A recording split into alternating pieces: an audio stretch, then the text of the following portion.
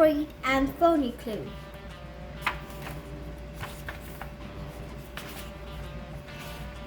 I, Nate the Great, am a great detective. I have just solved a big case. It did not look like a big case when it started this morning. My dog Sludge and I were running around the block for exercising. We ran past Annie and her dog, Finn. We ran past Rosamond and 3 of her cats. We ran past Finley and his friend Pip. We ran home. I saw a piece of paper on my doorstep. I picked it up. It was stained paper. Victor was printed in ink on it. The paper was torn off around Victor. What did it mean? I got my dictionary. I looked up Victor. I found that Victor could be the start of a word. Victor could be the start of Pikmin A, B1, B2, Big 6, Big 12, C, D, E, G, H, K, or P. Or Victor could be the middle or end of a word. It could even be part of a long message. The mystery got bigger as I thought about it. I, Nate the Great, know there was a missing pieces of the paper. Who or what had torn them? I let Sludge snip the piece of paper. We will look for the pieces, I says. I, Nate the Great, dot. Who or what tears paper? Of course, Rosamond's cats. 4 cats, 16 claws. 16 claws could tear a lot. I wrote a note to my mother. Then I tore it into pieces. Then I fit the pieces back together. I put a pancake in my pocket. Then Sludge and I went to Rosamond's house. Rosamond was outside with 3 of her cats. Rosamond looked strange, but she always looks strange. Hello, I says. Did you leave a note on my doorsteps this morning? Did you cat tears it? No, Rosamond says. I did not leave a note on your doorsteps. I looked at her cat. They looked strange too. My cat had been with me all morning, Rosamond says, except Big Heck. Big Heck spent the morning in his favorite tree. Big Heck tree tears paper, I says. Yes, Rosamond says. Big Heck tears rips, scratch, shed, cut, slit, and slashes. I see, I says. Did Big Heck tears rip, scratch, shred, cut, steal, or slash a piece of paper today? Ask him, Rosamond says. I looked up. I saw Big Heck sitting on a branch of the tree. I, Nate the Great, was in luck. I saw a piece of paper stuck on a top twig close to Big Heck. Too close. I reached into my pocket and pulled out the pancakes. I threw it on the ground. Big Heck jumped down and started to eat the pancakes. I reached up and grabbed the piece of paper. Now I had 2 pieces. I put them together. They fit, I said. It is a message. Look. Now the paper says, invitation come to my house at 3. Victor was part of invitation. You solved the case, Rosamond says. No, I says. There is still a missing piece with a name on it. What name? Rosamond asked. The name of the person who wrote the invitation, I says. I, Nate the Great, will find the missing piece. I will find it before 3. I stared to live. Wait, Rosamond says. Big Hat want to thank you for the pancakes. How does Big Hat thank? I asked. With a kiss, Rosamond says. I, Nate the Great, did not want to be kissed by anyone who tears, rips, scrabbles, straight, cuts, slits, and slashes. Now, thanks for the thanks, I says. No thanks for the thanks, I says. Sludge and I ran home. It was time for lunch. I made some pancakes. I gave Sludge a bone. We ate and thought, where was the missing piece with the name on it? I, Nate the Great, had to know by 3 o'clock. Sludge and I stared out again. I saw Annie and her dog, Fang, coming down the street. They were with Finland and Pip. Pip does not say much. Finland says too much. I Nate the Great and looking for a piece of paper with a name on it. I says, why are you great? Finland asked. I suitcase, I says. I found and find out. Why don't you find the piece of paper? Finley asked. Nate the Great will find it. And he says, ha! Finley said, maybe he's great, maybe he's not. Pip says nothing. Finley and Pip walk away. Sludge turned and followed them.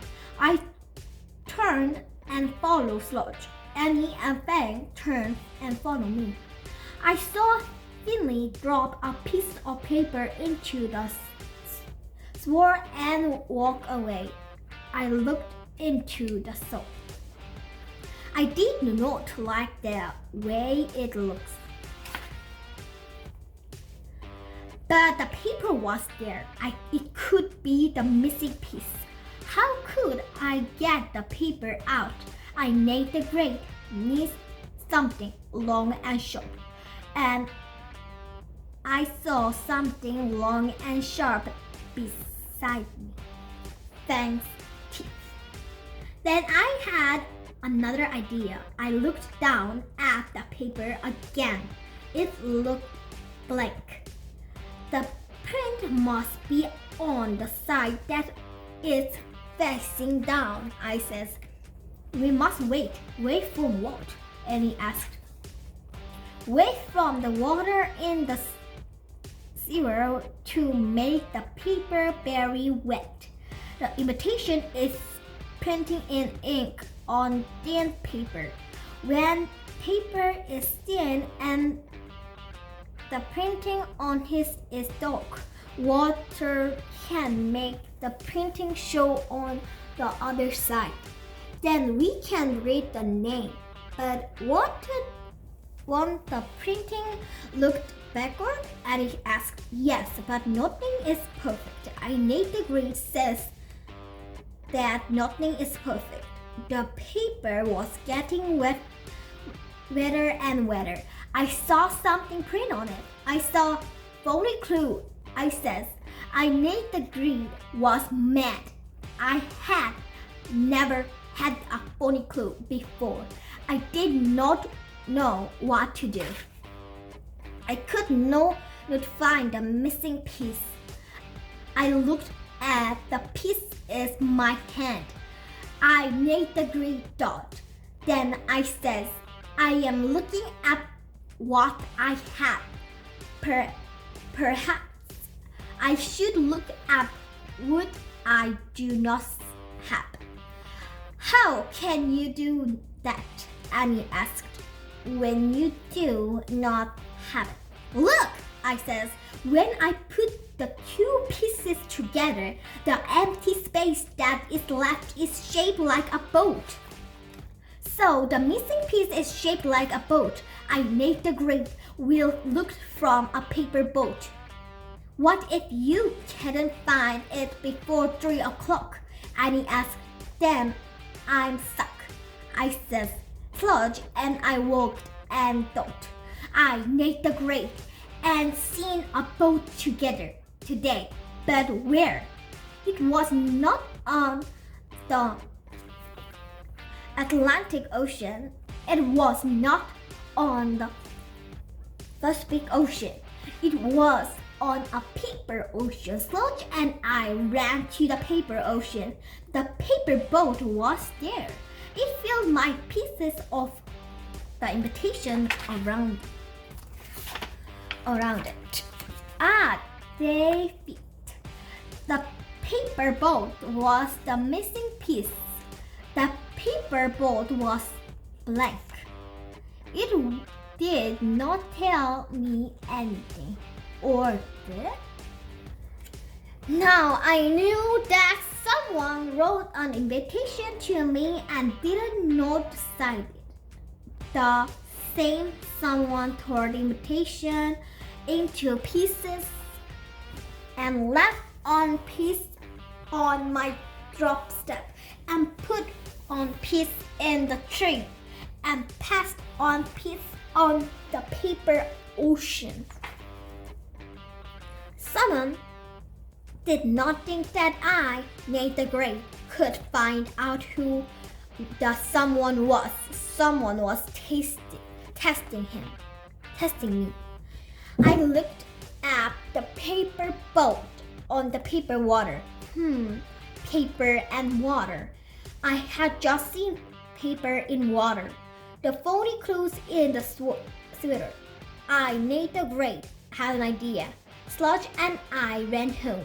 I filled my sink with water. I took the 2 pieces of the invitation and turned them over and put them in the water. Now the printing on them was wet and blackwood. I, Nate the Great, looked at the printing. There was that funny E again.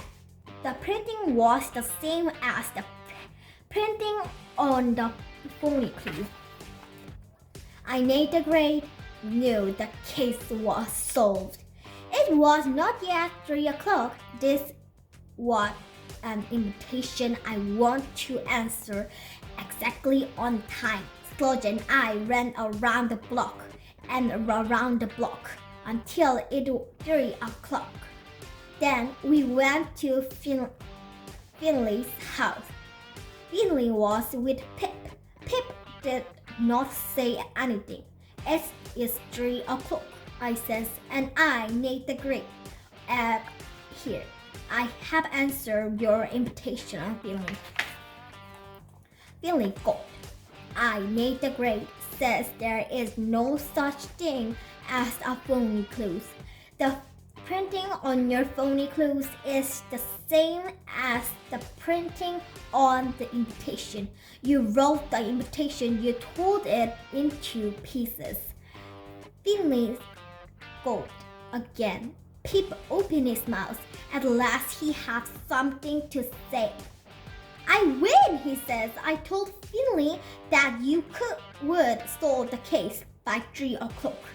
I lose, Finley says. You are a great detective. Thank you, I says. I, Nate the Great, feel great. I was glad the case was over. Sludge and I started to run. We ran past Annie and Fang. I solved the case, I says. I knew you would, Annie says. Annie and Fang start to run beside us. We'll all run home for pancakes and bones. The end.